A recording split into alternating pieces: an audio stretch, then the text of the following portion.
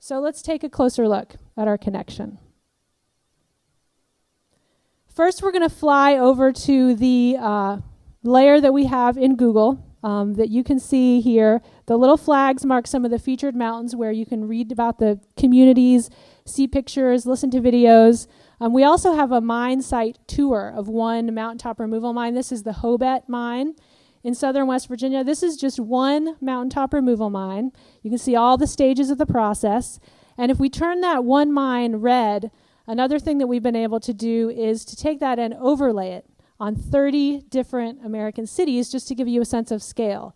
It's as big as Manhattan, and it's also, as you can see here, as big of much of San Francisco. From there, then, let's take a look at our connection. We fly over here, and we will see the coal-fired power plant that is closest to us on the grid. There are a couple on the grid here, but this one is the closest. And on the either the Google Earth or the Google Maps layer, you can click on any mine, on any coal plant that you see, and you can find out who owns it and who operates it, what some of the emissions are. And from here, we're going to fly then over to where this power plant gets its coal. This is in Utah. This is not in Appalachia. This is near actually where the Crandall mine, where a lot of those miners were killed, you might have remembered last year.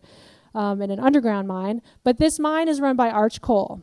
And Arch Coal is one of the biggest culprits, probably second only to Massey Energy, in the great tragedy of mountaintop removal. So once we visited that mine, we can fly over to Appalachia and we can see some of the mines that Arch Coal operates in Appalachia, some of the mountaintop removal mines. So if you live in the West Coast, you probably have an indirect connection like this to mountaintop removal. But if you live in the East, just about everyone in the East Coast is getting some of their electricity from mountaintop removal. Another thing that we've been able to do, thanks to Google Earth, is to really put some of these areas into high resolution. The way that Google sort of prioritizes this is they only are able to keep some certain areas in high resolution. The whole, if you've gone to look at your house, maybe some of you can't see your house in high resolution. But Google has put some of these mountaintop removal areas in high resolution, like this valley fill here, so that people can really fly around for themselves and get a sense of these kinds of operations, how close they are to these communities, as you just saw. This is a reclaimed valley fill, and there's just for scale, here's a downtown San Francisco building you may recognize, just to give you a sense of how big that one reclaimed valley fill is.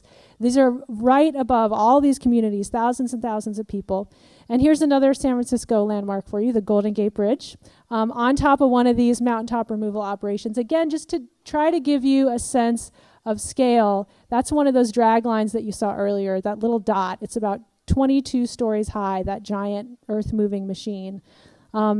And these operations, again, we've imported some before and after imagery so you can kind of get a sense of what they look like now and what they used to look like. And the beautiful green mountains that, people everywhere else in the country probably take for granted will always be there for them. But we don't take that for granted in Appalachia. And then you can take these areas and turn them red. This one area you've just been flying around and exploring, you zoom out and you see how many of these mines there are. This is southern West Virginia, and we're going to fly over into eastern Kentucky. And you start to get a sense of why Vanity Fair and the article that they published that accompanied the photos we saw earlier today called mountaintop removal one of the greatest acts of physical destruction that this country has ever wreaked upon itself.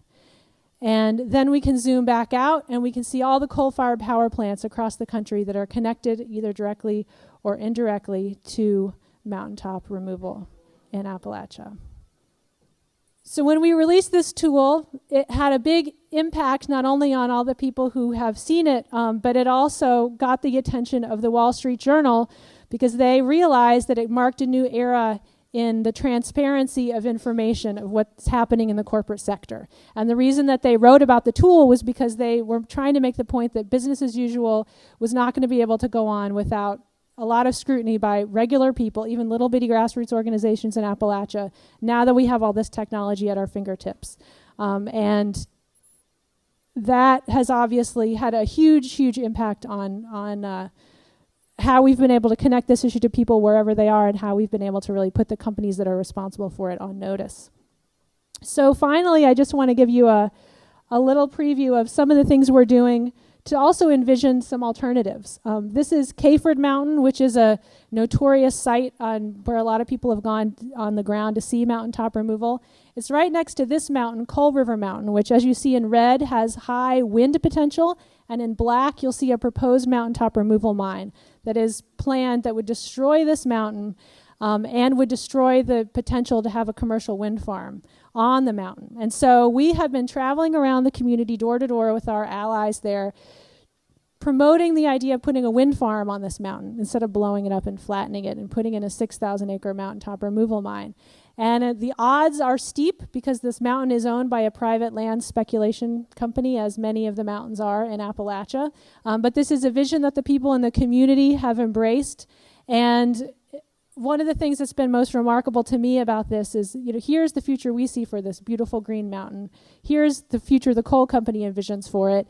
And the people who are in that community, every single one of them has ties to coal. Every single one of them has a member of their family working in the coal industry. And everybody we talk to would rather have a wind farm than to have that mountain blown up. And so if I can leave you with anything, I would like to leave you with this quote from Al Gore. He spoke about mountaintop removal at the Netroots Nation conference a couple days ago and said this. He said, "Mountaintop removal is part and parcel of the same dysfunctional energy system that is causing global warming. It is also facilitated by the same moral blindness to the consequences of what we're doing. And it's all done in an automated way. That's why the coal miners lost all their jobs. And when we make this transition to renewable fuels, we have to keep them in mind. We ought to guarantee a good job in the fresh air and sunshine for every single coal miner who has been affected by the transition over to renewable fuels." These mountains that you're going to see here are all mountains that have been blown up by mountaintop removal. And when I was born, all these mountains were still standing. These are real places. These are mountains that meant something to people. These are places where people hunted and they hiked and they fished and they introduced their natural world to their children. These are the mountains where Daniel Boone and Davy Crockett roamed. These are the wilderness where we forged our democracy, and they have all been lost. And they'll never come back. Mountains don't grow back. And this is the face of our current energy policy in this country. It's also a very visceral and a very real reason to choose a different path. And this is why we need change. And I would offer that if the people of Appalachia, if the people in parts of this country that have paid such a high price for our energy use in this country can be part of that transition, can be leading the way in that transition, that we will not only solve our energy crisis, but we can once again inspire the world.